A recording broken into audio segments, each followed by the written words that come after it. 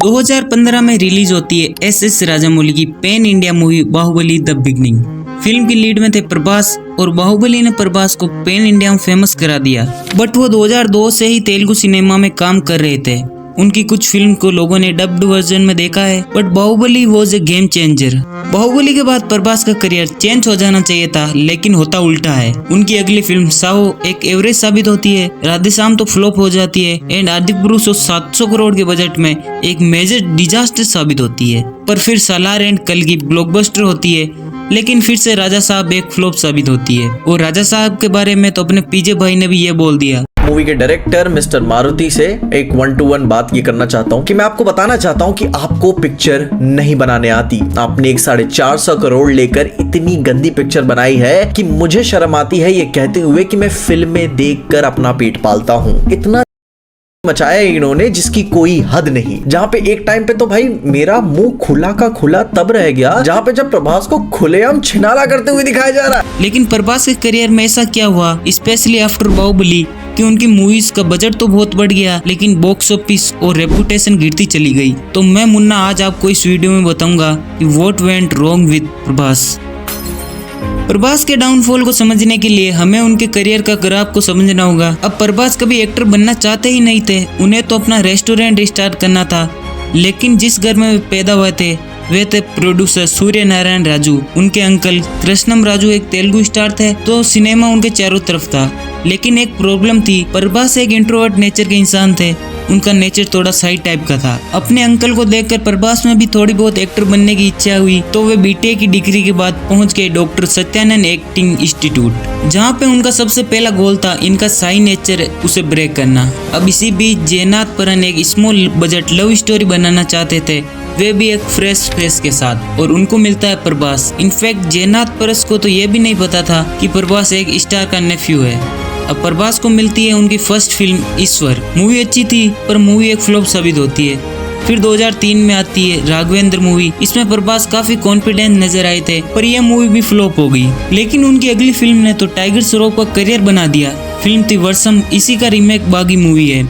ये फिल्म एक सुपरहिट साबित हो गई, लेकिन इसके बाद फिर से उनकी अडावी रामुडू चक्रम फ्लॉप हो जाती है। लेकिन फिर आते हैं एस राजामौली अपनी मूवी छत्रपति के साथ। 2005 की ये मूवी एक एक्शन ड्रामा थी और ये एक ब्लॉकबस्टर बनती है। इसके काफी सारे रीमेक्स भी बनते हैं, लेकिन प्रभास का करियर हमेशा ही ऊपर नीचे चल रहा था। Pournami flop, Yogi average, Munna flop, Bujjigadu average, Billa average, एक निरंजन भी एवरेज ही साबित होती है। इतनी फ्लॉप और एवरेज के बाद उनकी किस्मत बदलती है 2010 के बाद, जिसके बाद उनको रिबल स्टार की इमेज मिल गई। 2010 में प्रभास एक फिल्म लाते हैं डार्लिंग। ये एक रोमांटिक कॉमेडी मूवी थी। मूवी सभी को काफी पसंद आती है। फिर 2011 में आती है मिस्टर परफेक्ट। यह भी एक मैसिव हिट बनी, लेकिन 2012 में उनकी फिल्म रिबेल फ्लॉप हो गई। फिर 2013 में आती है उनकी फिल्म मिर्ची। मूवी ए सर्टिफिकेट के साथ रिलीज हुई और 30 करोड़ बजट में लगभग 90 करोड़ का कलेक्शन किया। अब यहाँ से प्रभास की किस्मत बदलने वाली थी, क्योंकि उनके पास आते हैं छत्रपति के डायरेक्टर एस राजामौली। मगधीरा बनाने के बाद वे कुछ बड़ा बनाने चाहते थे, तो उनके फादर ने एक स्क्रिप्ट लिख दी। अब प्रभास के साथ मूवी बनाना शुरू हुई, पर मूवी बनने में 3 साल लग गई। और इस फिल्म के लिए प्रभास ने बहुत मेहनत भी की, और उस मेहनत का नतीजा बाहुबली 1 एंड 2 250 करोड़ में दोनों मूवीज बनी और 2400 करोड़ का कलेक्शन कर लिया। इन दोनों मूवीज के बाद प्रभास पैन इंडिया स्टार बन गए।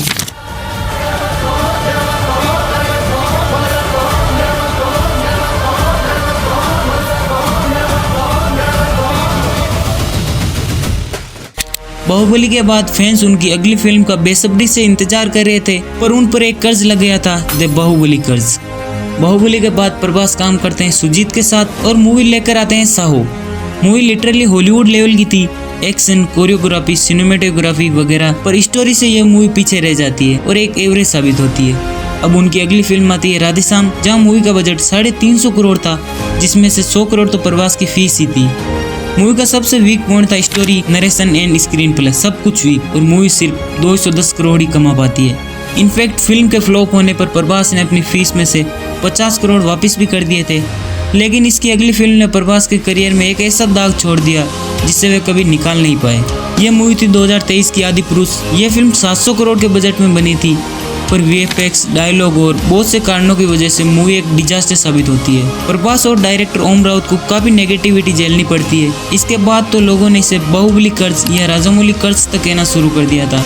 पर फिर केजीएफ के डायरेक्टर प्रशांत नील प्रभास के साथ मिलकर एक मूवी लाते हैं सालार, जिसको रिलीज के टाइम पर तो मिक्स्ड रिव्यूज मिले, पर मूवी ने 300 करोड़ के बजट में 750 करोड़ का कलेक्शन किया और एक ब्लॉकबस्टर साबित हुई।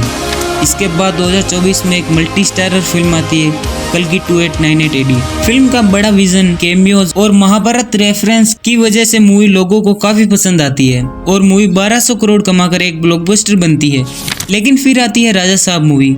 इस मूवी से फिर से प्रभास की रेपुटेशन खराब हो जाती है। ये एक डिजास्टर साबित होती है। पर अब प्रभास की अपकमिंग मूवीज में से मुझे सिर्फ स्पिरिट पर ही भरोसा है। बाकी देखते हैं आगे क्या होता है। तो वीडियो पसंद आया तो लाइक और सब्सक्राइब कर लो। धन्यवाद।